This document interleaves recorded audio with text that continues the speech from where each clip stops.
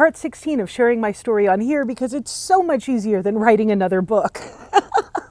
And if you think the first 20 years of my life are crazy, wait till you hear the next 25. Like, it gets so much more interesting and different. So it is April 26th, 2000. And I remember the date because I had woke up from that 3-day bender after my 26th birthday, but it was Joanna's 26th birthday because remember, I'm living under an alias that is 5 years older than me. So biologically, Jess, is 20 years old, about to turn 21. My best friend was like, oh my God, you've got to have an abortion. And I just couldn't. I knew I couldn't because I couldn't have kids. Well, I didn't think I could have kids. And because of all the trauma that had happened to me when I was younger and then my wild teenage years, I just didn't think I could have kids. I'd never been pregnant before. Oh, except for the miscarriage I had when I was 13. Forgot about that. I had a miscarriage on Thanksgiving Day, and that was pretty horrendous. And so my mom had me on birth control, but I hadn't been on birth control at this point for the last few years because the only person I had been with was boy toy number 4, who turned into like my relationship. And he was also my bouncer. And so I knew who baby daddy was immediately. There was no question. But my mom had really bad night terrors when I was a child because she had an abortion in 1974, 5 years before I was born, and she just carried so much shame and regret and pain from that I could not get an abortion. But I'm also doing so many drugs. I was doing about 30 to 40 hits a day of ecstasy. I was drinking every day, every morning, like from before I got out of bed. My in table was a mini fridge, and I would just start doing shots right out of it. I was smoking weed all day, every day, and 2 to 3 packs a day of cigarettes. And so that was a lot. And I decided that day that I was going to get clean. And I did. And it was the worst experience of my life. Hands down, some of the most pain, except maybe baby number 5. We'll get there too. But it was horrendous for about 3 weeks of detoxing, morning sickness with drug withdrawals. I wasn't just praying to the ivory gods. I was praying to everything under the sun. I laid in that bathroom for weeks. It was fucking awful. Now, I was also, at the time I was about 5'9". I've lost a couple inches as I've gotten older. But I was 5'9" and about 140 pounds. So pretty tall and slender. But after going through all the detox and all of that, just me alone in the bathroom, number 4 would come check on me because we got back together because I was like, okay, let's try this one more time. For like the 10th time we got back together. And because he was really excited. He wanted a baby and he was like, let's fucking do this. So we decided to get really clean and to have the baby.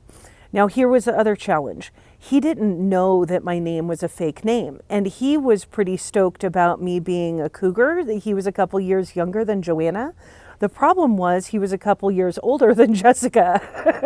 So he was not very excited about that. Nobody who knew me knew that that was a fake name. Jessica was dead and gone for real. And so I had to tell him because I was like, if I have a baby under the name of Joanna, I won't ever be able to go back to my birth name. Like, once you have a child, you're kind of locked in. And I was like, I need to go back to my original name. So I told him, and it's kind of funny because his family refuses to call me Jessica even still. She's 25 and they still call me Joanna. They're so fucking pissed off at me and have been. It's a long, complicated story that we're going to get to, but oh my God. So I have the wrong name and I'm pregnant.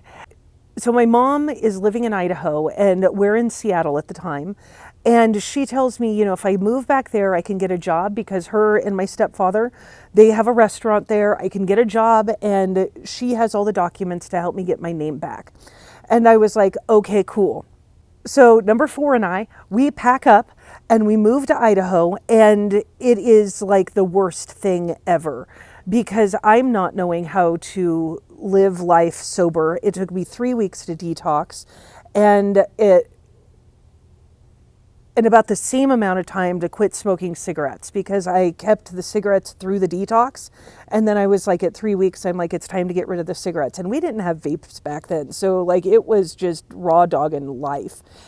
And we moved to Idaho, and it is like the biggest culture shock. And my mom is completely fucking obnoxious. Like, she's knocking on my door. She's like wanting to hang out with me. And I'm just not having any part of it. There was one day she was banging on my window because there was a parade in town.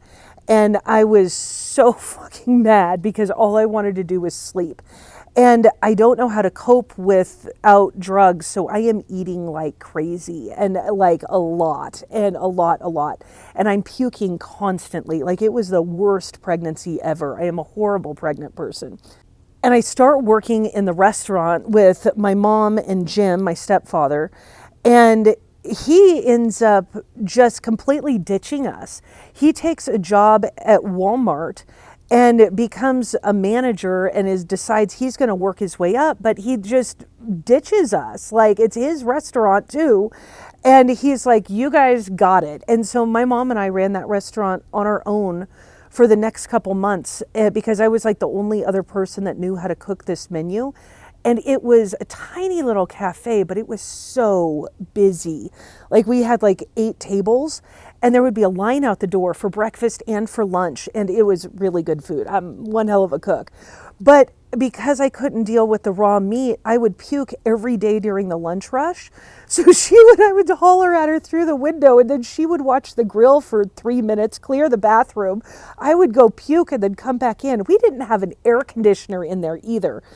It was like insane. It was just stupid. And I'm working my ass off. And I don't even think number 4 is doing much of anything. Which I wish I had gotten a clue back then about what I know now. But I don't know. You live and learn. When you know better, you do better. We're having to go back and forth from Idaho to Seattle because I'm needing to get documents. And my mom lied. She did not have the information. And so I had to like go get a school yearbook and shit like that. It was so much harder to go back to my original name than it was to create Joanna. And that has always baffled me. One of the times I was driving back and forth, I was like 6 months pregnant. Oh, there's a couple stories here that are really funny. I'm like 6-7 months pregnant. And 6-7... Sorry. And we stop at this gas station in La Grande, Oregon. And in Oregon, you have to be a certified pump attendant in order to pump your own gas. And one of Eminem's tours was coming through, and the tour bus was there with all his people, and no one was helping us. And so I just pumped my own gas. And they started yelling at me, and I started yelling back. I was the crazy fucking woman yelling at people in front, yelling at the certified pump attendants. Like, it was unhinged. I was so unhinged. And everybody was watching. The tour buses were there, and I would yelled it into Eminem's entire tour bus. I was so pissed. Another time, I was driving down this big mountain and got pulled over by the cops, and I didn't have any identification because I was nobody for a few months because I had to get rid of, I burned Joanna and then couldn't get Jessica, and I ended up puking all over the cop's shoes. And I opened the door as he was coming up. I opened the door, and he stepped in, and I just puked right all over his feet. And number 4 jumped out of the car, and he was like, I'm sorry, she's pregnant. And I did get a ticket, but it was pretty funny. I could have been hauled to jail. I didn't even have identity. So that was pretty wild, but we couldn't stay in Idaho any longer. My mom was just making me too crazy. By the time I got Jessica, we were like, okay, we're moving back to Seattle, and we're just going to be there. And that's when I started to work with his family. And whoo, that's what's going to be coming up next.